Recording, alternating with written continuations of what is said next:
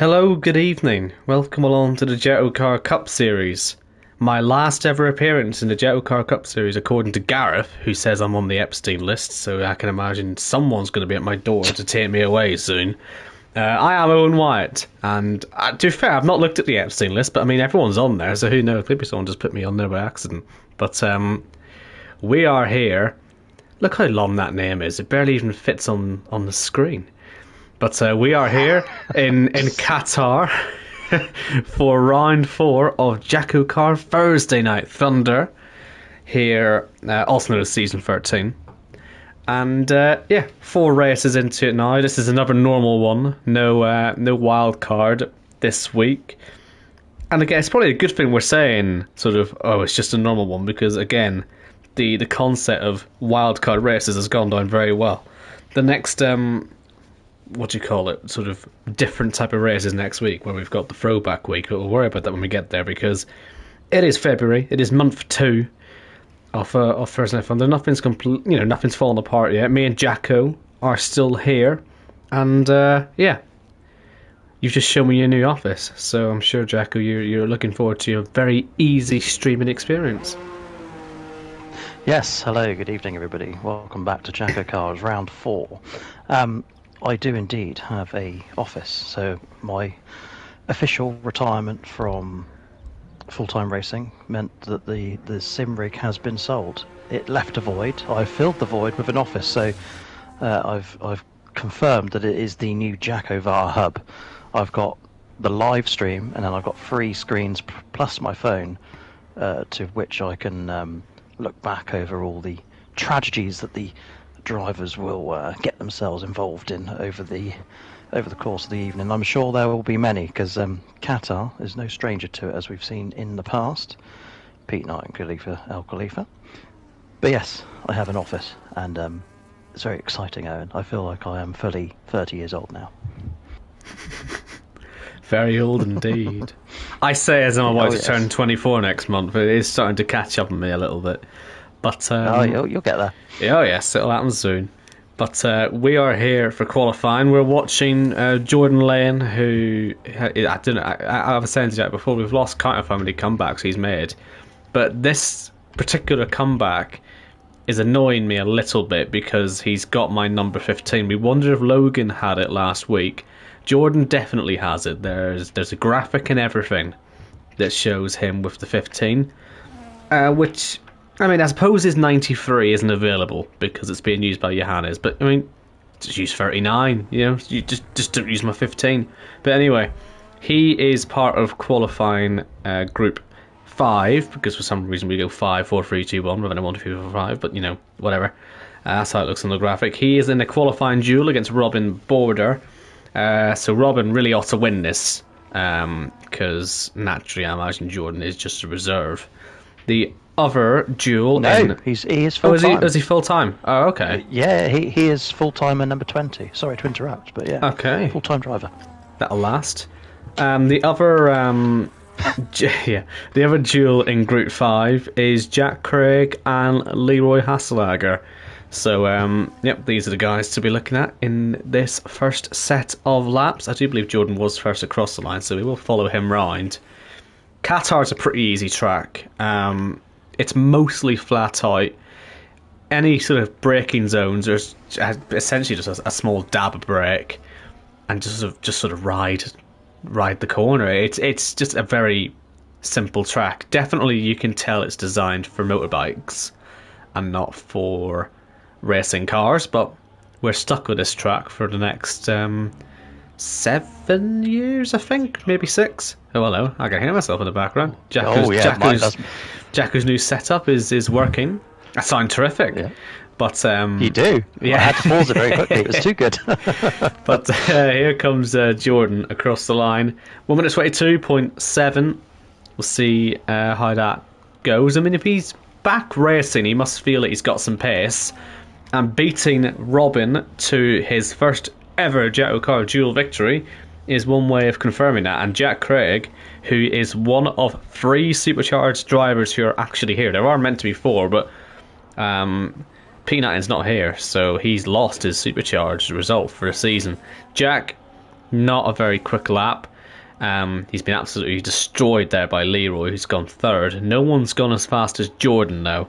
But yeah, Jack, if he's looking to get a good supercharged result, he really ought to have been qualifying with a slightly faster time than that. But that is Group 1 of qualifying done nice and quickly. Or Group 5. I'll tell you what, Owen.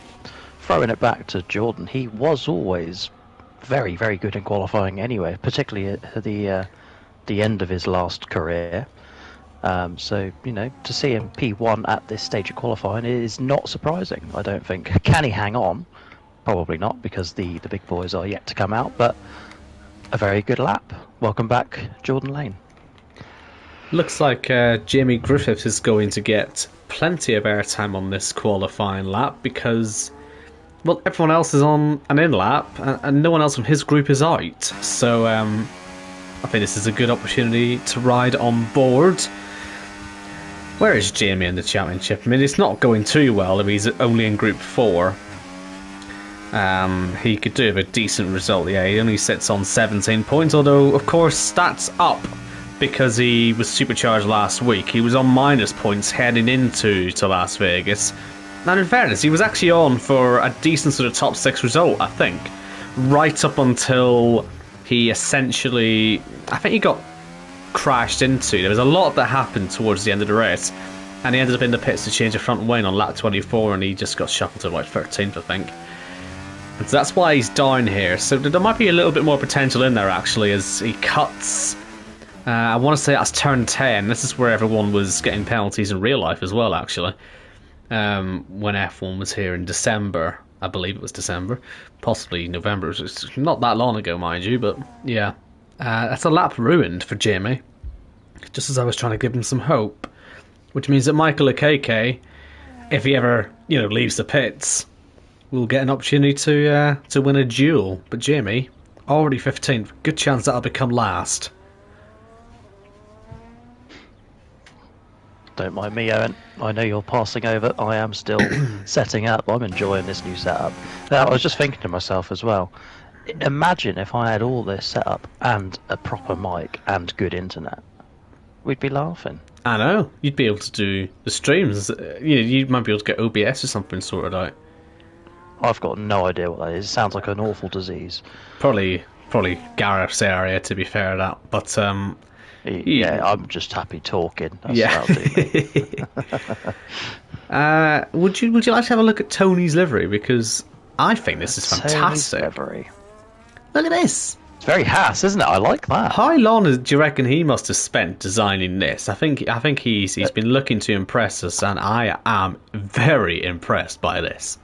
That's at least 8 minutes, isn't it? It's got to be. Very well done, Tony. Reigning champion, of course. We'll throw that in there as well, make him smile. Yeah, reigning champion. This is his lap as well, isn't it? Yeah, very, very early in this qualifying session to see him. So you'd expect this to comfortably, win his duel, but more importantly, comfortably be fastest, at least for a little while. He is against Gareth Hall, who's interestingly managed to break his own pit stop rules last week. We were a bit confused about it all. Oh yes. He actually he disqualified himself from the race because he broke his own pit stop rule because he wasn't entirely sure how watertight he made it. So that's one way to learn that you've broken the rules.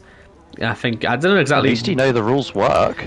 Yeah, there is that. He was just testing them. But what's bizarre is, as Tony obliterates Jordan's lap, what's odd is that when Deck broke the rules and got himself disqualified, he was at least up in second. So I think Gareth slipped under the radar because he still finished towards the rear, I think. So I don't really know what he managed to do. I'm not even trying to take the mick here. I just don't know how it went so wrong. But yeah, he'll be looking for a slightly better week this time around. He's not having the best season so far. He was part of a very entertaining battle though between himself, Baza and Robin, so hopefully he can provide some entertainment, but I'm sure he'd love a good top 5, and that's just way off the track. That wasn't even close, Gareth, as he comes around the final corner to set no time. He was going to lose the duel anyway, but he's not going to get a time on the board. Michael KK next.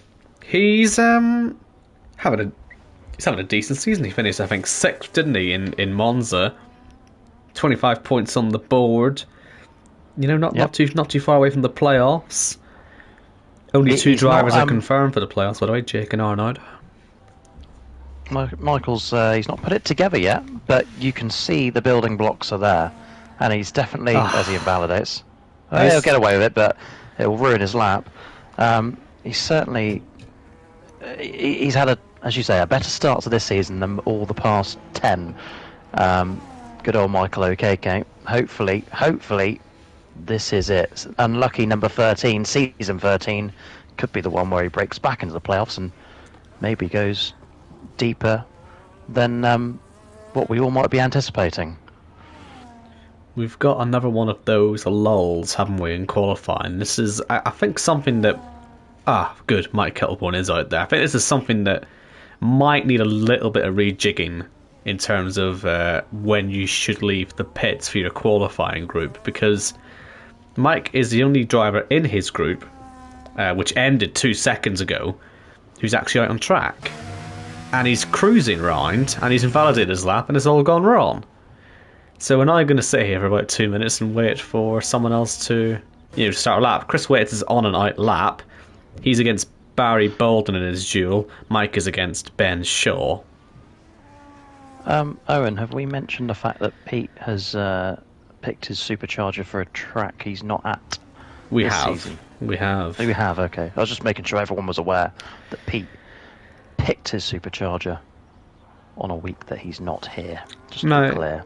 I think in his defence, I'm not entirely sure it's his fault, because initially all the graphics that were made had Qatar listed as race 3, didn't they? And then it's now race 4. So I wonder if that's where Pete's gotten confused. It's absolutely shafted him. It's a bit like how everyone was being told Arnold wasn't going to be here this week, but that's because Qatar was listed as race 3, but he obviously wasn't here last week for the real race 3, which was Vegas, and he's, as you can see, very much here this week. So I think you could possibly blame the league owners for this. But equally, it's funny to blame Pete for it, so we win regardless, I think. But yeah, sadly, that means no Pete this week. So that makes it 204 races without victory for Peter Knighton. Right then, Chris Waits on his lap. What else is it to say? I'm looking for Barry Baldwin. Do you see Barry Baldwin on here? No, I did see a very late call from Barry saying he will not be attending tonight. It was late. It was probably half an hour or so ago. So no Barry Baldwin. That's a shame. That's why it's a 17-car grid.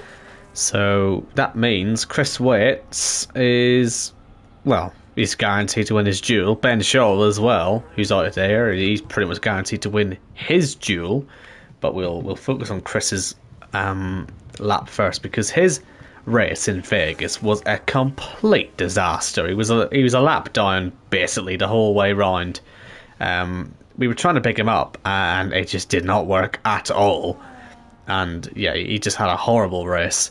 So he'll be hoping that this goes a little bit more to plan as he heads around. He's not having a horrendous season, but it's just that Vegas just was a bit of a disaster. He's 10 points clear of the chase drivers as things stand in the standings. He's gone second fastest for now. Like I say, no one's going to get near Tony's time really, are they, until we get to the properly fast drivers.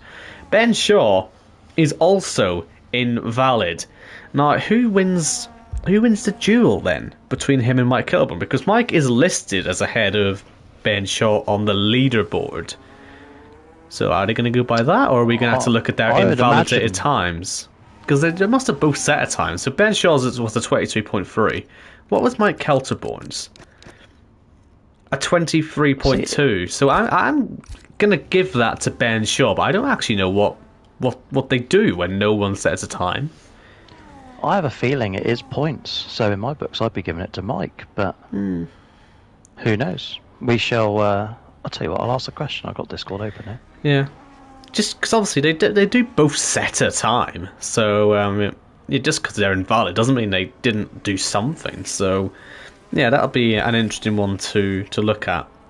We've got 2 triple threats next in the shape of, I think, Casper, who's already on a lap, Johannes, who's further ahead on his lap, and Ben Harrett, who's yet to start his. So we'll follow Johannes, who is another supercharged driver tonight. Arnoud is the final supercharged driver. But round the final corner, Johannes, it looks decent. Will it challenge Tony? That's the main thing. No, it won't. He's about 0.8 of a second off. Oh, did he invalidate it or what? Hold on, has he invalidated that? I didn't even check. I didn't realise. Has he invalidated that time? A supercharged driver starting last. That's a disaster. Casper goes second. Close, but not close enough for his liking. And Ben Harrett, who made use of his supercharge last week, is a 4th place on the points standings, which is quite a bizarre thing to say, especially after how last season went. So I'm sure he'd be delighted to be this high up. But yeah, Johannes, I didn't realise he'd invalidated, but last place, that's just a bit of a this has all just been a bit of a continuation of last season, hasn't it, for Johannes, where it's all going wrong. Sure has. I'm sure as well, a man of Johannes's calibre, he will pick his form back up and get the P2s that he was used to collecting. Was it 7 in a row, was it, his record? Or two. It was 7 in a row, yeah, a league record. But yeah, Ben Harrett, the man. And he hated this game when it first came out. Do you know, it's weird. I'm meant to be doing my qualifying week for One Hub this week, and every time I try to pick the game up, I put it straight back down again. Like I not racing on this game for a while, it's just made it almost impossible to play. I can sort of see why people might not like it now. So yeah, I guess if you don't like the game, you're never really going to like it, and that looked to me a little bit like risky. Getting in Ben Harrett's way, I wonder if there will be any repercussions for that. Ben would have been put off at the very least, seeing as that's a flat-out right-hander where you really cannot go offline, where he was blocked in the final sector. 3rd fastest, wow. I mean, I say wow because that's 1.5 seconds off the pace, but there's only 3 more drivers to go out here. Lots of laps have gone wrong. Ben Harrett's possibly going to be starting in the top 5. He might be about to consolidate this top 5 place in this championship. Arnoud's out there. Risky's ahead of him. Jake O'Sullivan will be the last man across the line to start a lap. But Risky, he's won 2 races, hasn't he, in the Cup Series? But I think we both felt that last week might have actually been his finest moment in Las Vegas. I mean, round the outside on the final lap against Logan, they nearly ended up in the wall. He was last on the grid through no fault of his own, getting blocked by Ben Shaw, and to come through and be on the podium. A really, really strong race from Risky. And, well, that's why he's 3rd in the points standings at the moment. Can he back it up for pole position tonight, do you reckon? It'd be good, wouldn't it? It'd be certainly very good to see. Let me actually just have a very quick look. Sullivan Lewis has 1 career Cup Series pole, and he just about keeps that valid. Sorry, I'm looking at now. That's the wrong driver. Can Sullivan Lewis get on pole? Let's have a look at him. We'll go to the line with him, shall we? Sullivan Lewis, can he make it 2 career poles? No, not this evening. But solidified in the championship as a top 5 driver. Here comes Arnoud de Grief, and he goes P3 now. That leaves us with a 3-time champion. So Arnoud, P3 on the grid, P4 at the very worst on his supercharger. Again, that is double points, that's what that means. Arnoud, of course, he is already qualified for the playoffs, so I'm not entirely sure how much use this actually is to him. But, I mean, if you win the race, you get 70 points. I mean, I'm sure he'll still take that. Would be more than double his entire season tally so far, so he would take it if he can get it. But Jake O'Sullivan, we know he's fast. I don't think he'll be fast enough for pole tonight. Let's see where he goes. P4, a long way off the pace. Tony, he set his lap early in the session. It did have a feel for pole position, and when he crossed the line, it looked very far ahead, and, well, it's proven to be so. So Tony on pole, Casper second, Arnaud, Jake, Risky, and Ben. That is your top 6. Chris Waits, then Jordan, Robin, and Leroy, the top 10. But look at those drivers. We've got Gareth, Mike, Ben Shaw, Jamie Griffiths, and Johannes, who all failed to get a lap on the board. Yeah. And Jack Craig as well. He's 12th on his supercharge as well, I should just point out. So, Tony Kirkpatrick there, by the way. That is his 13th career pole, which brings him 8th all time, which is level with Kieran Spears. And I should also mention, because okay, I'm not ignoring you. He is 11th, so we've mentioned everyone. But yeah, I don't know what to expect from this race, because there's a potential for this to be a complete snooze fest. We're going to put this out here straight away. This might be the worst race you've ever seen coming up. But stay tuned. Yeah, stay tuned. But you might want some refreshments or something to keep you away, because this track's so bad. I don't know why F1 uses it, apart from the money, obviously. But it's designed for motorbikes, and all the cars can do is sort of follow, unless it rains or something. But part of me is struggling to see where we're going to get any action here, but you never know. Pete Knighton's not here as well, so we can't put, and nor is Khalifa, so there's 2 wild cards gone. Am I wrong for thinking this could be bad, or was there an element of this track I'm missing, do you think? I'm just trying to recall the last couple of races that we've had here. They were okay, weren't they? There's certainly the one where it was Pete and Khalifa. That was all right from memory. Yeah, but I honestly can't remember much more than that. So I'm slightly hoping for a miracle here, but I'll try and be positive as we await the start. As you can see, it is dry. Quite fun in the rain. I have done it in the rain a couple of times, so it's not really relevant though, is it? As we await the formation line from last week. Yeah, I'm trying to remember. So Deck got disqualified, Gareth got disqualified. That's pretty much it, really, isn't it? In terms of the fallout from last week. Yes. I do believe so. I'm still trying to get you an answer on Shaw and Kelterborn regarding the both invalidated laps, and also something to note in the chat. Of course, I can keep up with this now. This is the Discord chat. Casper Klein sarcastically thanking Mr. Ben Shaw.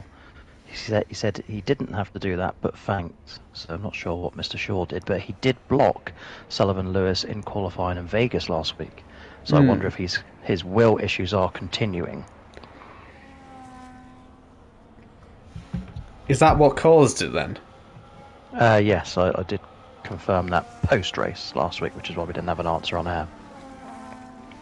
Right. Well, that explains that then, because it was very unusual. No, look at this. We've got interesting tyre choices out here. Actually, we had some interesting choices last week as well. Most of the field are starting on the soft compound tyres. It takes quite a lot for tyres to blow up here, but I want to say it did happen a little bit last time we were here. Who was it? I feel like it was Mike Kelterborn it happened to. If it was going to anyone, it'll happen on the front left tyre. But yeah, most drivers on softs. Obviously, everyone's going to do a 2-stop around here, so hopefully we shouldn't see any tyres going pop, because you'll be going a long way to find a barrier to hit if that does happen. So yeah, most on the softs, a few on mediums, but 2 on hards in the shape of Robin and Sully. I wonder why they're on those. I don't feel like they're any good around here, but yeah, that'll be interesting. I guess we do see Risky sometimes go for sort of weird strategies, and this could be one of them, as he nearly ends up into the back of Jordan there, actually, on his way round. But up at the front, Tony ahead of Casper. He's still running the black and red livery, which I'm a big fan of. In fact, the front two have a very nice set of liveries on them. Here's a question for you, Owen. Put you on the spot right before we get going. The top 5 on the grid this evening, as Sullivan spins. Would you agree or disagree that they are the 5 fastest drivers in the league at the minute, or do you think there's a place for Ben Shaw, Johannes, obviously Logan, but he's a reserve? What do you think of that top 5? I think they are probably the fastest, aren't they? But Ben Shaw's not been as fast in recent seasons. And Johannes, again, last season, he's just been a bit too inconsistent. I'd say that the 5 best and probably most consistent drivers we have up at the front at the minute, yeah. Yep, fair play. Well, it's your time to shine. Long run down to turn 1 here. And it's quite a fast turn 1 as well, so if you're side by side, a lot could happen. Here we go, 5 lights, and boogity. Let's go racing in Qatar. Looks like a decent start from Casper, who's already straight into the lead on those soft compound tyres. Behind him, Arnoud's under some pressure from Jake O'Sullivan, who's on his inside, again on the softs. He should be able to get the exit through to turn 2, but a move around the outside of Arnoud, that'll be a very difficult move to do, and he has backed out. Looked like Robin went wide on the exit of turn 1. He's on the hard, so expect him to possibly have some struggles. But Casper, he was ahead within a second, really. He was just straight away clear, and he can get his strategy underway. Obviously, being on the softs, you'll get a pretty immediate sort of undercut advantage because you're not going to go the same distance as you would for mediums. I reckon these will go about 6 or 7 laps, maybe 8 laps at a push before you want to pit, and then for the mediums, sort of 10 to 12. And is that Robin again having a moment there? That was Robin, yeah. I was on board with it. Yeah, we got a proper wide view of it, and he's struggling a wee bit. He's got Ben Shaw and Gareth Hull sort of sandwiched him at the moment. So don't do anything to these two, or else you might not find yourself in the league this time next week. But those... Oh, Robin he's off wide again, by the way. What is he? Well, no, Ben Shaw's done it too. So, I mean, has Robin been hit? I mean, he must have been hit by someone. He's not got front wing damage, but obviously if you get hit in the side pod, this will make cornering quite difficult. I mean, he looks like he's having a horrible time out there. The only possible contact would have been at turn 1. I was with him for the rest of that first lap, and there was no contact, just a lot of driving off the track. I'm sure he must be one warning away from a penalty at this point as well. But yeah, Shaw and Johannes following his lines, but they appear to have all been unscathed as KK and Jack Craig pit at the back of the field. Here goes Johannes then, finally making a move on Robin Border, and he will get that one done. Ahead of this, we've got the 2 league owners going for it, and a bit of styrofoam has been sent flying as well. And so it was a car, I think it was Leroy, but these two are fighting the league owners for P11 on the track. And Jordan Lane is being done around the outside by Gareth, also being done by Ben Shaw. That's a pair of very good moves. He almost went 3 wide there. Yeah, Johannes was trying to get involved into turn 10 as Ben goes off the road. Leroy has recovered back onto the track as Johannes goes wide, but ahead of Robin, or at least he is ahead. It's Jordan then who's fallen behind. But yeah, I Jordan really not do. In the session, that's why. I really do hope we'll see a battle here between the league owners. We haven't seen one yet, have we? We will, and I think it's going to come on the next lap as well. They've got Jimmy Griffiths to pass first. But oh no, not now, Arnoud. As he gets past Tony. That's an important move actually, because this is mediums v mediums, and Arnoud's got ahead. Chris Waits around the outside of Ben Harrett, but here comes Gareth Hall on the inside of Jimmy Griffiths. If he can make this move stick, he'll have a car in between himself and Ben Shaw, but that's not going to happen as Jimmy cuts that off. And we've got a really nice aerial view of this. Is Gareth going to go for it on the inside? This is a difficult place to make a move stick, and he's going to back out of it. That's very unlike him. But Ben Shaw isn't really in the vicinity to take advantage, is he? He's just sort of sitting behind and watching it all happen. And he's got Johannes on his rear, so he can't sit there for too long. But Jimmy Griffiths is very much holding this train up. And look at that, Johannes just showing himself on the inside there of Ben Shaw into turn 8. As they head through the sweepers of 9 and 10. And this midfield battle already is shaping up to be something very exciting indeed. Arnold is flying up to the back of Casper as well. He's already a race winner this season. He did the double in Monza, winning the sprint and the full race, and he may well be on for a second win, and of course he will be doing that on his supercharger, so that's very important indeed. We're going to have to cut away from the midfield because I think this move's going to happen on this lap. Down towards turn 1. Here comes Arnold. Fastest lap of the race. Makes the dummy go down the inside. He's going to make contact, surely. But, he has a big moment on the exit of turn 1 as well. Will Casper throw it up the inside? Yes, he will. And they do touch this time. And wide goes Arnold. And that's Casper holding on to the lead. Meanwhile, Risky is side by side with Ben Harrett, and there's something happening towards the rear. Jimmy Griffiths has been displaced, but 2 more cars are off as well. Johannes, who's recovered, and Jordan, I want to say, might have been off with him. Where does that leave Gareth and Ben? That leaves them on their own, which should be interesting for them. I wonder if they were involved as well. I mean, they were sandwiched by all that. Oh, Gareth wide. Here goes Ben Shaw he's on let the him inside. go. What's that all about? That's not what we're meant to do, is it? He's let him through. Before that, I was going to say Gareth was looking very racy behind Jamie Griffiths, but if he's let Ben Shaw go through, then that is not the spirit of the league owner. Absolutely I thought would, not. Have higher expectations of him than that, but Ben Shaw will be happy. Up to P9 he goes.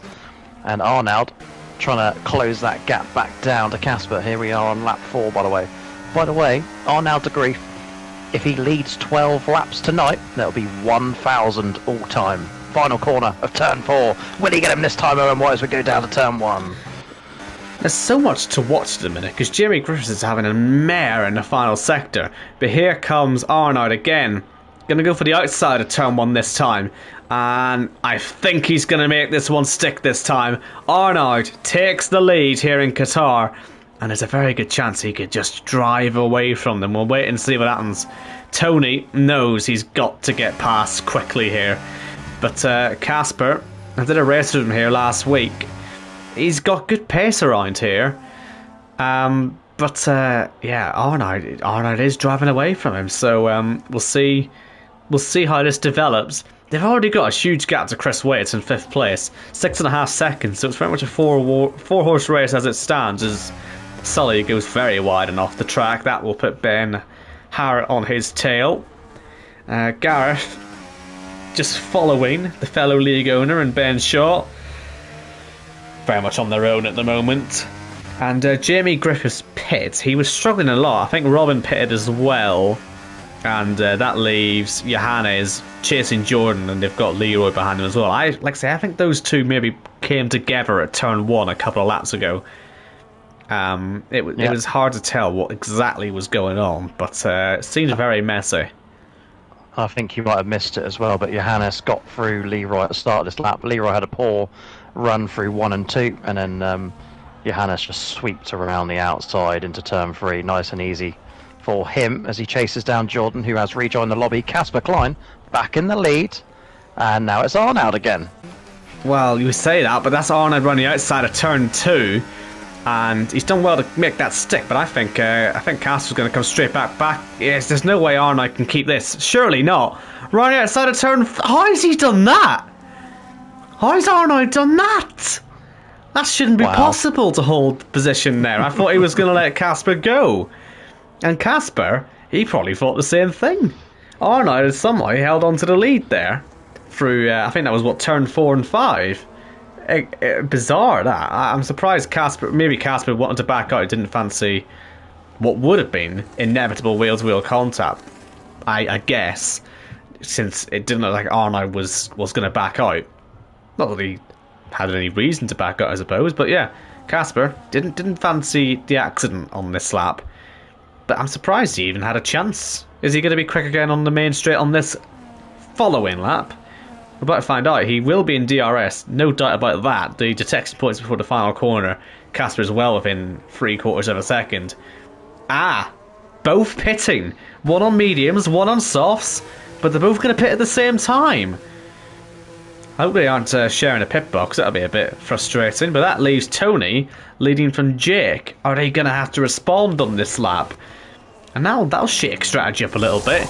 Casper onto, I believe, softs again, that is, isn't it? But Arnold's on the hards. Why are we using hards? I don't get it. You don't need to use the hards. Surely. Well, anyway, well, he's on let's them. see. This'll make for a difficult outlap, and Casper knows it. We might have to keep an eye on this, because Casper might lunge him on this lap.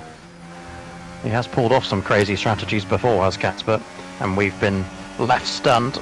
Can he do it all over again? He comes out P7 right behind Arnaud. Well, I'm calling Arnaud's crazy. Hard. Yeah, I'm calling Arnaud's the crazy strategy, because you're right though. Casper tends to be the one to do these sort of wacky things, but yeah, this time it's Arnaud. This outlap will be painful for him, and this could allow for the overcut to happen actually for Tony. So this will be really interesting. And they're both using no ERS either, which isn't going to help them. Is Casper just going to sit behind and take the DRS, or is he going to go for it? He's right on the back of Arnaud. This is such a painful lap for these two. Look how slow Arnaud is. The top two are in the pits. There's no way this is going to work for Arnaud. Surely he's got no pace. He's gone off the road as well. That'll be a warning. Oh, he's gonna let Casper through as well. Casper gets DRS here, so that's not worked out at all for Arnaud. But I think that's sort of shafted the pair of them. Tony's on hards as well. Jake's on mediums. But as we ride on board with Casper, are we going to see Tony? No. Tony might get Arnaud though. Let's see. Just behind him. So they're giving Casper track position. He's got the soft compound tyres on. I'm thoroughly confused. The only thing I can say to you is Casper's the third fastest driver on track at the minute. So, Tony and Arnaud definitely faster, but Casper on the fastest tyre, so let's see what happens. Sullivan Lewis left out front to his own accord, so if there's a safety car, he's quid in. Here we are, lap 8. Except, of course, he isn't, because that's what they all got called out by last week. If we get a VSC, he's quids in. That's exactly what I meant. But if we get a safety car, you cannot make your mandatory stop during it. So that does leave Sully as the only driver who actually has to make his first mandatory. Luckily, the game hasn't imposed this stint limit that we had in the F1, the real race. If you remember that, what was it, 25 lap limits? They could have made 12 lap limits maybe, or 13 lap limits if co-masters wanted to do that. Obviously Monaco is a mandatory 2-stop in this game, but they decided not to do that for Qatar, as Casper sets the fastest lap of the race. Oh, Sully nearly bent it there on the exit of turn 1. No need for it. Just keep your car pointing in the right direction. Casper is obviously flying. He's 2 seconds clear of Arnaud. I mean, if you were Arnaud, would you not have tried to at least hold Casper up for a little bit? Absolutely. I know he was trying to go for the DRS, but I don't understand why so early on he did it. Like, at least fight for your position, because you're racing the 2 cars in the pit lane at that point. Yeah, It doesn't make sense, because now all it's done is brought Tony and Jake back in. Well, not Jake so much, but Tony definitely in the fight. What's worse is that, like we say, he let Casper through, but Casper got the DRS anyway because he waited too long. So it really did just, all in all, just ruin his race, Arnaud, more than anything else. But obviously, he'll be going deeper into the stint, and he'll maybe have a softer tyre than Casper for the end. I'm saying maybe because they could both end up on mediums for their final stint, and then you really would be scratching your head. And Casper's going to get a big undercut, and you can see what this undercut is doing against Risky. He's gaining 4 seconds pretty much in the last lap. So, Casper will make a pit stop in 5 or 6 laps, and he'll be way faster than Arnaud. I don't know. And he'll also have that safety car protection if he makes an early final stop. Pardon me. But, I think Casper's done everything right, but I'm just trying to work out what Arnaud can do, and I don't think there's anything he can, especially since he's now got Tony on his rear, which will not be helping. No, Tony definitely a lot faster on the hards compared to Arnaud. That's without the DRS as well. I know he had it on that last lap, but he's been catching ever since the pit stop phase. you'd like to think at the end of this stint they will reel Casper in. At the minute he is still flying, because that gap to Risky Sullivan Lewis was, what, 12 seconds? It's now down to sub 4. So Sullivan, what's his plan in all of this as well? Very much the fifth place man of the evening so far, because he was beating Chris Waits in his battles, wasn't he? Surely don't know. he pits this time. Was Chris not back ahead of him by the time he pitted? I might be misremembering it, but I feel like he was actually ahead. He'll definitely be ahead now, surely, after this pit stop for Risky. But I think Chris Waits actually was having a very good race against him. But let's see when he goes out the pits. I mean, what tyre is he going to put on? Only mediums. I suppose, what else can you do? So I'll be soft at the end, but yeah. Where's Chris? Coming down the main straight now. I think Ben Howard. I think Mike Kelterborn possibly even as well. Oh yeah. And then Ben Shaw is there too, but I think Mike's the one who'll have a chance. But he'll have to do it pretty quickly, because these tyres will take a moment to heat up, and it means he'll have a lot of understeer with Sully. But it looks like he's got just about enough gap over Mike to hold that place. Jordan in chat saying his internet is not his favourite thing in the world at the minute. Other than that, good retention on the viewers. Hello guys, if you're watching, welcome to Jackocar on a Thursday night. Bazza didn't make it home in time for the race, but he is watching. A loyal servant to the league. I can tell you, Owen, that the Discord is deadly quiet. No DNFs yet. Definitely not trying to manifest a safety car into play here. Well, again, on this track, I don't know what wall you're supposed to hit to bring one out. In fairness, you'll have to go some way to hit a wall here, unless it's the main straight. But again, as we mentioned, Khalifa and Pete aren't here to do that tonight. So did that even bring a safety car out on that night? I don't know. I wasn't there that night. Remember, I forget exactly what happened there, but it's very controversial, regardless, wasn't it? Oh yes. That's Here comes Sully, straight past Ben Harrett. That wasn't the season Khalifa won the championship, because the championship was won here the season after by Khalifa. That was his second title. So yes, I was here for that one, but it was season 8, wasn't it, where it all went wrong? Wasn't it 8? Season 8 where it went wrong. Season 9 where Khalifa come back for redemption. That I think everyone was happy that night when Khalifa won the title. Thoroughly deserved. One title to his name wasn't justice enough. He finally got his second title. Absolutely. And was then overtaken by Jake Sullivan the season later. He went up to 3. There's a slow car out there. I'm trying to work out who it is. It's okay. Casper. It's okay. But is that what's caused Casper to lose that little bit of time, or is his tyres just going? Or has he tried to get DRS? He has got the DRS. So that might have been on purpose.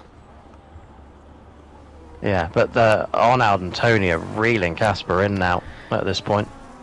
Well, my point there was that was Casper just hanging back behind OKK to get DRS. This will be a telling lap to see this time if Arnold and Tony catch, as Mike Kelterborn. Oh, and Ben Shaw! Is Ben Shaw going to get through? That was a late lunge. They both get past Ben Harrett.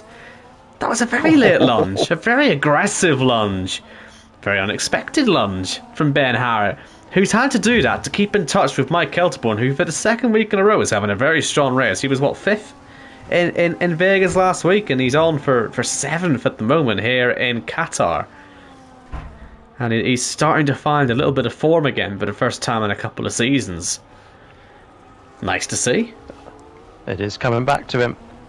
I was saying to him earlier, like his win in Monza last season was rolling back the years. It was lovely to watch. You imagine a day when we see a Pete Knight in victory. But that day is not today. By the way, Owen, this lap, Casper has not got away. He's in the pits. He's had enough of those tyres, and Tony's had enough of the rear wing of Arnaud's car, and our pole sitter is back into the race lead. What a strange old stint this has been. And what's Casper going to put on? He's now gone for the hards. Right. Advantage, possibly then, back to Tony and to Arnaud. Maybe the hards are the tyre you need to be on. I thought you could maybe do soft, medium, or something along those lines, but... well, the hards are getting their usage, and Risky, you saw it on screen there, getting past Chris Waits, and his new tyres really working for him. So undercuts, well, not undercuts, just fresh tyres being the way to go.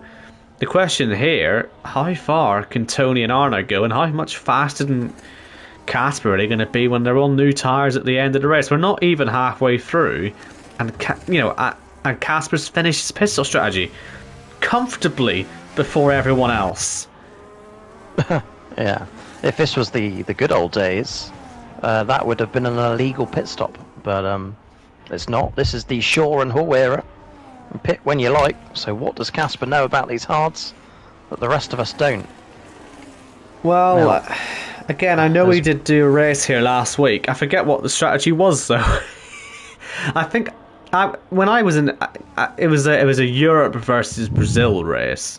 Brazil won, but that's not the point. Me and Casper did well for Europe, and I want to say I pitted about lap 11 as Arnaud thought about it there on Tony, but I pitted off mediums on lap 11 onto hards, and the hards did get all the way to the end.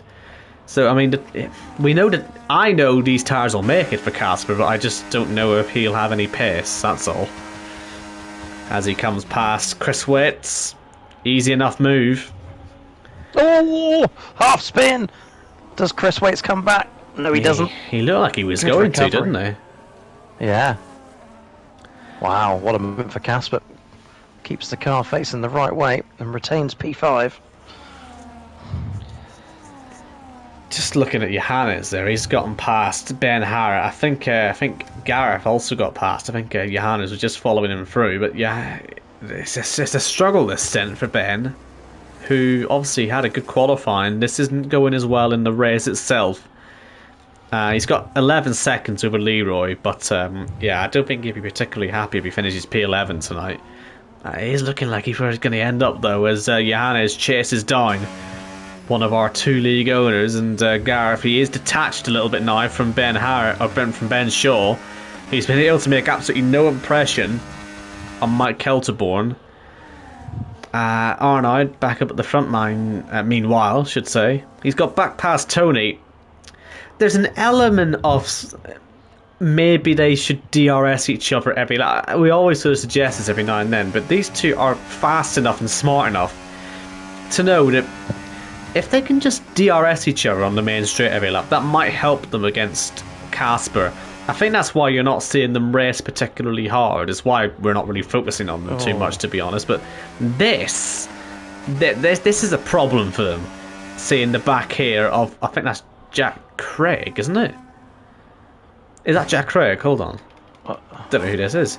Yeah, it is. It's Jack Craig. It's Jack Craig. Yeah. Very much entitled to hold his position, of course, but well, he's going to lose that position now.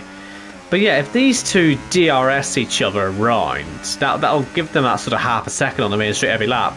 The rest of the lap, for Tony, following Arnaud here, doesn't really do him too much harm, because the slipstream you get here is incredible. I remember Jake O'Sullivan accused me of cheating here a couple of seasons ago when I was leading a train through this section because he thought I was going slow on purpose as Arnaud comes into the pits. He thought I was, cheating by going too slowly through that section. But the slipstream there is that good that it probably looks like I'm cheating because, you lose 20 kilometers per hour. And is that another set of the hards for Arnaud? 2 sets of hards in a race. Wow. Okay. And Tony kept going. Jake, who's sadly for him almost 10 seconds away from all this, he did keep going. Casper is pulling past up into third place ahead of Risky. Arnaud coming back out, absolutely nowhere near. Only got a 3-lap tyre offset. Could have surely put mediums on here, but he might not have had any sets left because he started on them, didn't he? So Sure did, yeah.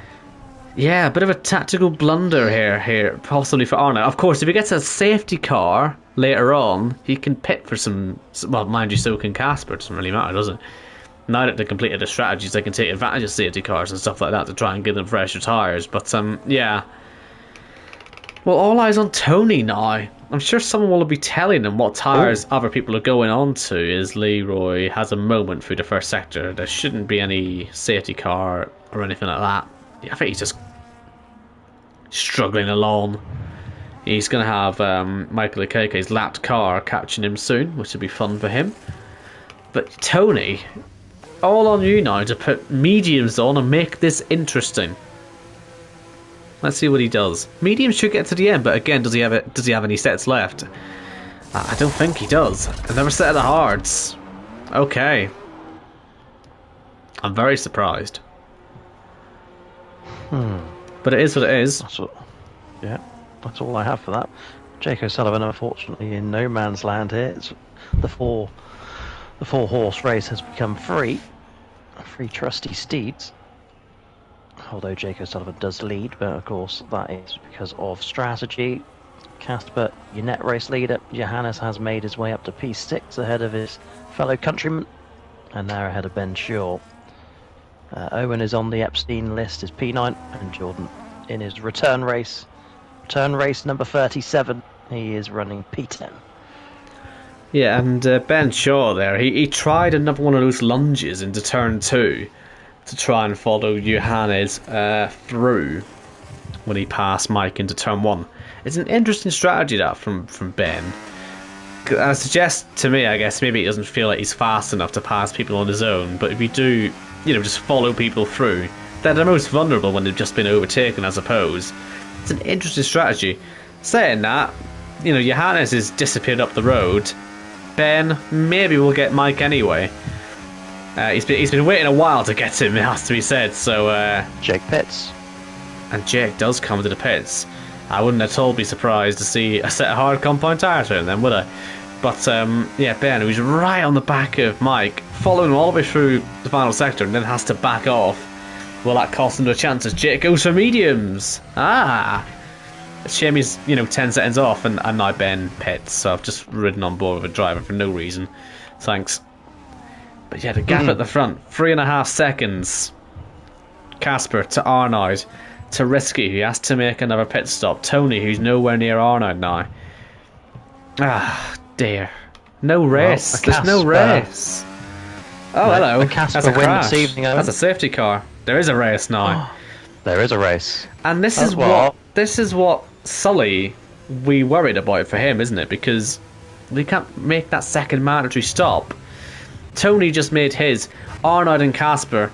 Now, if I'm one of these three, I'm going to pit because Jake O'Sullivan, just as it was in Vegas, has been, helped out here because he's on the best tyre for this restart, and he'll be able to see Casper, Arnold, and Tony when we restart this.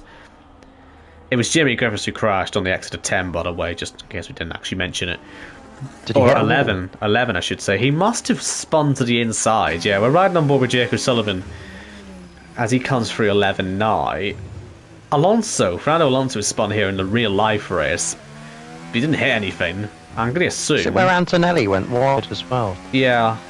So Norris through. Yeah. It is a mistake zone. But yeah, never seen anyone hit a wall out of there. But there is one obviously running alongside the track on the inside, and Casper now stays out. And this makes sense, I think, to pit. You might as well pit because I think Jake has the tyre advantage anyway. But on top of that, I think Casper's going to beat him out of the pits anyway. And that gives him the tyre advantage. So I think that was a very good call from Casper. I think Arnold and Tony maybe should have just covered it. Even if they would have ended up behind Jake. Because I think you'd rather have the tyres at this stage. Sully and Johannes have gone for softs just to give themselves a chance on the restart. They know they have to make another mandatory. Took the words out of my mouth, Owen. Thank you very much. Instead, I'll say something else. Should Casper win this race, or anyone who hasn't won a race this season, the Shaw and Hall era is off to a very typical Jackocar start, in that there is multiple race winners from the opening races, no repeat winners as yet. And Casper is in the boxy, isn't he? Who are the other race winners this season? Tony hasn't won yet, and Jake has, Arnoud has, Logan was the other one on night one. Sullivan would like one, but I think he's very much out of it at this point. So I think you're looking at Casper Klein. That would be where the safe money is. Obviously, this one this evening. Obviously, he'll have to now do it on track, but I don't think that'll be too hard. It's just if Jake can make something happen. So no pressure, but it's all up to you now, Jake, who's done nothing all race, but I suppose it doesn't really matter where you start. It's where you finish, blah blah blah. I know it's a very cliche thing to say, but it is where we're at. Arnoud, if he does manage to hold on at the head of this race, once again he will win 70 points because he is a supercharged driver. Johannes sits in P6 at the moment. If he were to finish there, he would be getting, I want to say, 42 supercharged points. No, 38 supercharged points. So, still decent. Jack Craig, he sadly sits 15th. That will get him 12. So that's where we are when it comes to those. Guess we're just waiting for a restart now, really. We've got a few more in the pits. Of course, this is difficult for us to keep an eye on. Maybe with your many monitors, Jack, you can try and work out who's legal and who's not legal. Because I've lost I've lost track of it. And after Deck and even Gareth didn't know last week, it means we probably don't have any chance of knowing. I'll tell you what, it's one of those occasions where I'm glad I'm not in charge anymore, because somebody's got to work it out, and that somebody is not me. Yeah. So all I can tell you is the top four are league. Sullivan Lewis is not. I'm unsure on Johannes, and then everybody else is pretty much out of it anyway at this point. But it is the same top five in the top five that started the race. And by the way, the YouTube chat, Yori is shocked to learn that you are on the Epstein list. Why? Oh, sorry. No, that's fair enough. Yeah, no, I wasn't expecting to be on there either. Gareth's name. Yeah, I did. You just sent one email, that's all it was. I know, for goodness sake. Just wanting some feedbacks, mate. Dear. Can the safety car come in, please? Or are we going to have to wait for Leroy? I think Leroy's running around with a damaged front wing. I think that's why he's so far behind. So, he's not been in to fix it, though, I don't think, has he? He's not been in to fix it. So he's running around with a damaged front wing, and he's still, 43 seconds off the pack. And that safety car is waiting. It's waiting for him. That's who it's waiting on. Oh, hello. We've got another pitter. That's Michael Okeke. Just more than likely just getting himself out of everyone's way, actually, doing this. It was nice to see him slow all the way down to a complete stop as well. Yeah, well, you never want to risk a penalty, do you? Well, you say that, but you and I are always complaining about them speeding into the pit lane under safety car. And Michael, textbook, he's not going to lose any time. Slowed it down to about 5 miles an hour, and that was perfect. That's what you want to do, especially when you're P16. At least stay in the race for some sort of decent result. He's a lap down, isn't he? That's the problem he's got. Oh, is he? That's a great shame. I don't know how he managed to get a lap down, mind you. I don't really know what went wrong for him in this race, but he's a lap down. As is Jamie Griffiths, by the way. In fact, he's the only never one. Go back to this awful track. It is awful, isn't it? I do agree with him on this. It's fun to drive, but it hasn't provided us with the entertainment that we desire. I mean, actually, we're saying that this hasn't been that bad of a race. I was expecting much worse. When we refer to entertainment in the Jackocar world, we're talking like crashes and people blowing up, caravans on fire, Top Gear style. But yeah, F1. The actual racing at the front has been very good, and in the midfield. this is a type of race that the F1 would have been a 20-minute extended highlight sort of. You know what I mean? That's sort of the standards that they work to, but we work to slightly higher standards than that. Still, we're going to have how many laps? 7 laps of racing here. Anything can happen in this. We are going to see a pass for the lead, more than likely, in the coming laps.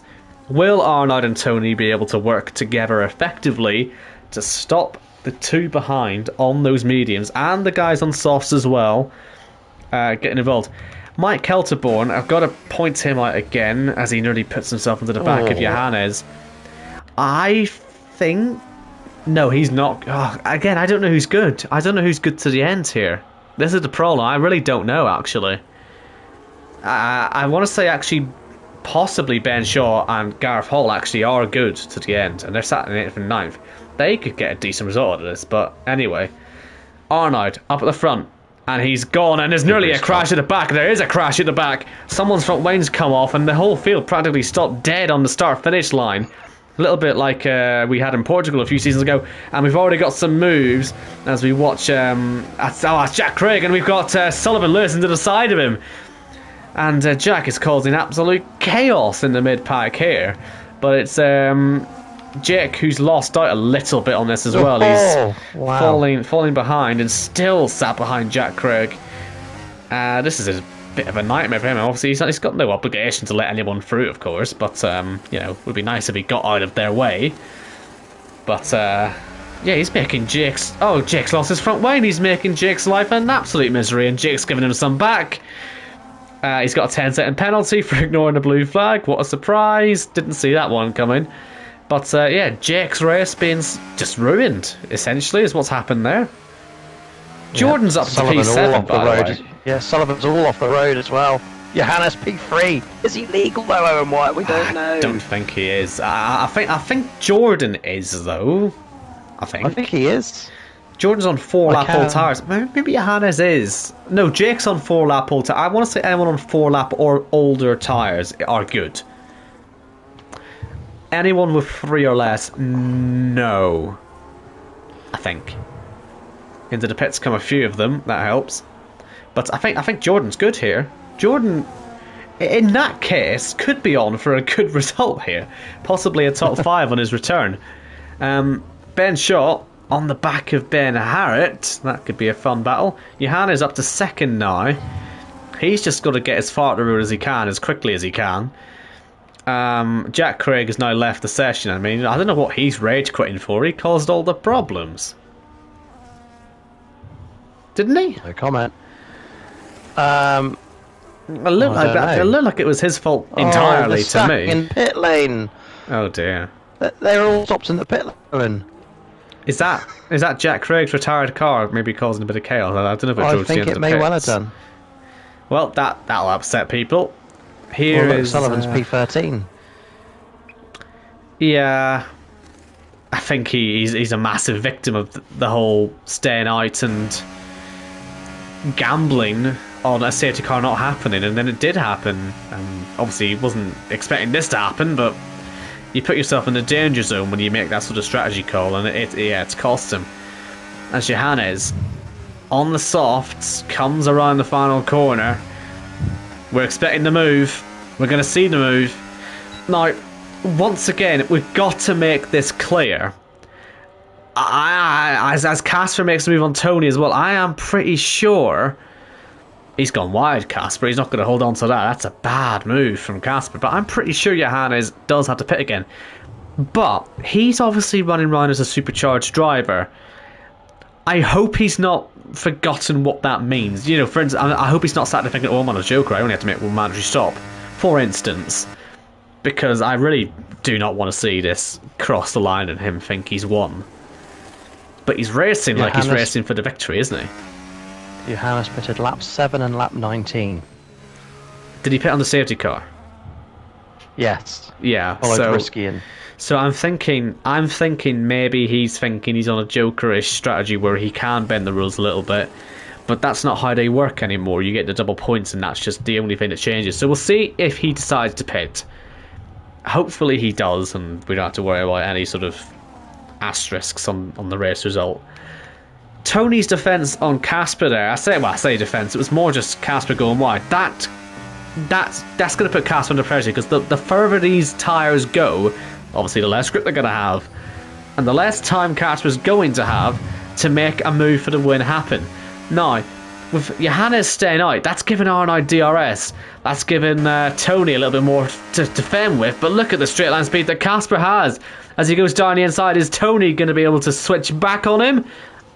He might do, but there's no space, is there, through turn 2? And Casper this time is up into, I believe what this is a net second place. And he's chasing our supercharged man in Arnold for what would be the net race lead. He's got 4 laps to find the move. Let's see if he can do it. And I've just done a Jackocar check as well. I can confirm Johannes is not legal at this point. He pitted about 40 seconds after the safety car had been called. He's only done 2 stops this race, so he is racing away from Arnold, but he is racing towards a disqualification at this time. They're all going so slowly, though. It's like Johannes is deliberately keeping Arnold within touching distance, but Casper's just so fast.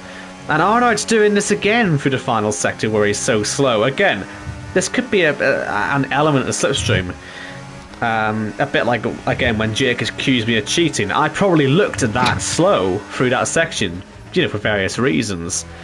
It's just the way this track is. Johannes does pit. Arnold will get his DRS, but Casper, he looks so fast in a straight line. I don't know there's much Arnold can do. He weaves across the main start-finish straight, stays on the inside, and not for the first time this evening. We watch these two go side by side. Casper versus Arnold. Casper now has the high ground on the inside. Will he wash out wide? He does, and Arnold holds on to the race lead.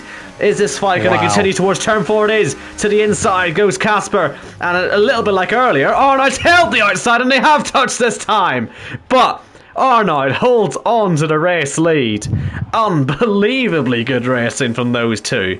And they've now only got 2 more laps to defend on that main straight. Can Arnold be our first supercharged winner this season? Will he be our first repeat winner this season? Will Tony get involved? Keep tuned, stay tuned for this.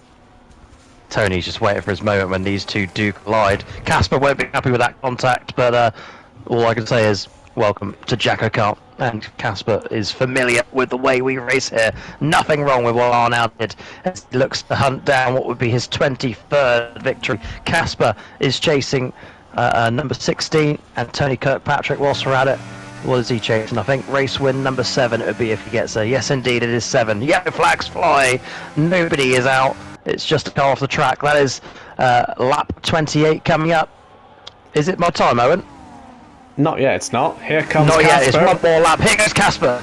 Well, look at that. That was easier that time, wasn't it? He saved up all of his ERS through that final sector. And what incredible straight line speed that was to retake the race lead. And I suspect he'll drive away from Arnold on this lap, and it'll become the fight for second place. Meanwhile, I thought Tony was going to go for that for a second. They've actually stayed right on Casper's tail, but it's not over. Casper's almost got full tank of ERS. I don't honestly see any way Arnold's going to get back past. But in P5, we've just seen Ben Shaw get past Jordan Lane, and what a move!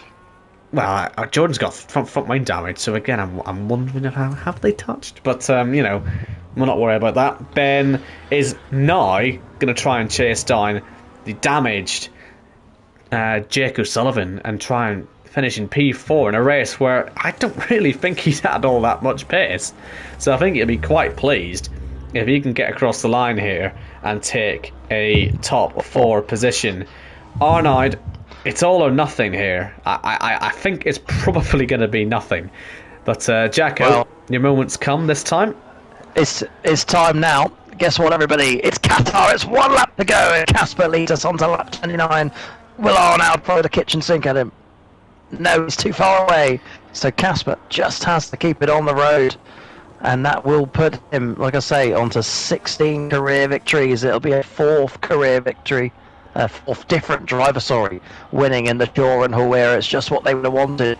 It's not been a classic. It hasn't been the worst race we've ever had. We thoroughly enjoyed it, haven't we, actually? Fastest lap from Johannes there. But can Casper get it to the end, Owen Wyatt? I mean, he almost pulled away from Arnold on the main straight, despite the Belgian driver having DRS. I mean, I know what setup Casper's running generally, and it is designed to have super high straight line speed, and it's very much been shown to be the case tonight. It's why Arnold's looks so slow, let us say, through the final sector. It's just Casper's got such a straight line speed oriented setup, and you saw that when he got past a couple of laps ago. He just flew past, and it's going to bring a first win of the season to Casper Klein, who's looking for that first championship. It still hasn't happened for him. Will it finally happen in the Shaw Hall era as he rounds the final corner? We got so close to a supercharged victory, but we're going to have to wait for one as Casper crosses the line to win in Qatar by just 4/10 of a second ahead of Arnold and Tony, who completes the podium. But what about fourth place? Is Jake O'Sullivan going to hold on half a second the gap to Ben Shaw? And it will be P4 for Jake, followed by Ben. Jordan just holds off Ben Harrett, but the penalty for Ben will put Gareth up into 7th place. Someone is right on Gareth's tail. I believe that's Johannes, who ends up 9th. Mike Kelterborn fell off at the end there, but still ends up in P10. Chris Waits, again, he was up there earlier on, wasn't he? He's going to end up in 11th. Robin and Sully still fighting away. Sully cutting the final corner. That was an attempted lunge. What are these penalties going to do to these two? It's going to leave Robin ahead of Sully. And then Leroy and Michael at KK, they are... Well, Michael's already finished, but yeah, Leroy... I don't really know if Leroy's even driving. To be honest with you, he must be. But he's run that front wing damage the whole race. Has he not realised? I don't know really what's going on for him today. But it's all about Casper, our race winner. It's got to be said, it didn't really ever look in doubt, did it? He seemed to have all the right ideas. He had all the pace. He sure did, yeah. And I think Casper will be thoroughly happy with that. And the contact that he had with Arnold, that will all be forgotten now. Well, I mean, it was. I mean, we were on board with it with Casper. I mean, if you're going to blame anyone for that contact, you're certainly not going to blame Arnold. But that was just wheel-to-wheel contact in a corner where it's very difficult to go side by side. I don't think they'll have had any problem with that whatsoever. I think that was just hard racing. Oh, quick one, by the way, Owen Wyatt. The question that we asked earlier on. Who wins in the short Kelterborn duel as both drivers invalidated? Gareth advises nobody. Nobody? Okay. Nobody. Well, we didn't think that, did we? So there you go. Look at that, cleanest driver. What a joke. Right, here's the finishing order. Casper from Arnold, Tony, Jake, Ben, Jordan, P6 on his return. He'll have taken that. P8 for qualifying as well. He had a bit of a topsy-turvy day, but yeah, look at that, P6 in the end. Hopefully he followed all the rules. I'm sure he did. Gareth, Ben Harrett, Johannes. Dear, I forgot to do the points. Right, hold on. Who gets what points for their supercharged results? Let's just get that on record. So Arnold gets 60 points, which, well, he already had 60 points this season, so he's doubled his points tally in one race. And Johannes will pick up 26 points for his supercharged race. Jack Craig didn't finish the race, and Pete Knighton didn't show up for the race. So no supercharged points for the pair of them. Yeah, and Arnold led 9 laps in that race, so it leaves him 3 shy of the 1,000 lap barrier. So yeah, I'm sure he'll get that next week. I don't know where we are next week, Owen. Do you? We are in by chance Texas, the Circuit of the Americas. Throwback week. I'm looking forward to seeing the liveries that you all come up with. If I were taking part in that race, I know exactly what I'd be using because I have a nice Marussia livery. So if anyone fancies having me as a reserve, I'll do driver comms just to drive Marussia around for a little bit. But yeah, we'll see what everyone comes back with. And yeah, that'll be next week, the 12th of February. Just while I'm on dates, we said at the very start of the season that the Championship 5 would take place on the 4th of May. I don't know why we said that. I believe it was Gareth Hall's fault, was it? I think Ben Shaw decided to blame Gareth Hall for this. But May the 4th is a Monday. That is a Monday. Obviously, we don't race on Mondays. The Championship 5 is on the 7th of May. I mean, no one's going to care, because I think common sense will get into play, but just if anyone ends up looking at the graphic and thinks, hold on a minute, why would we do a Championship 5 on a Monday? We're not. The Championship 5 is very much on the 7th of May. Just thought I'd correct myself, because we did say that on the Mexico stream. So, correction 3 or 4 weeks later, it'll do. But, yeah, that's our lot then for Qatar. We will be back in Texas next week. Hope you can join us then. And, yeah, safe travels. Thanks for watching. Thanks again, Jacko. Hope you enjoyed your new office setup. Was it good? I did. Yeah, fantastic. The only problem is it's very distracting because I've got so much going on. So I'll talk you through it because everyone cares. Discord on the MacBook, sorry. On the iMac, I've got the race with the YouTube chat and the notes page, so I don't have to use my phone. Then I've got the TV with the live broadcast, and then below that I've got the iPad with your stream, if you will, the one that everyone else watches. But it's just wild. It's going to take some time getting used to it. But it's a good setup because I can give you information whenever you want, unless it's about who's legal on pit stops, because I don't have that to hand. Well, yeah, that's your homework for next week then. Work out how to do that. Pay more attention, I think. Well, we could do that as well. Right, thank you all for watching, and yeah, we will speak to you all next week. Safe travels. Take care.